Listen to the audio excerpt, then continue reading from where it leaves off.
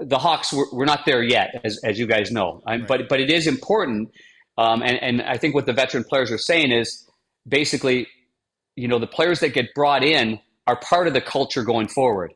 So you can take a couple of steps forward and you can take 4 steps back if you get a couple of wrong guys. And I think that's what they were saying. We need the guys that are going to grind it and muck it and do all that and make sure that we get competitive and win the tight games. You mentioned the Florida Panthers. Vladdy Tarasenko is a guy I know quite well from the time he was drafted. I saw him, go through times where he was a go-to guy, and that was hard for him. I mean, he's not a perennial 40-goal scorer, although people assume that he was, but he's never hit that number.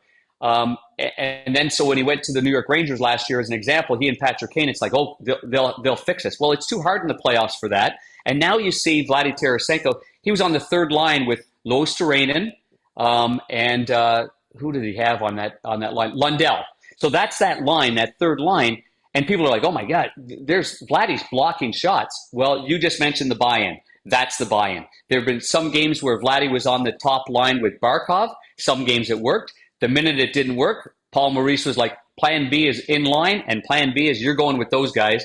And that worked out great. And then you've got your fourth line for Nick Cousins is a healthy scratch. Ryan Lomberg's been in and out.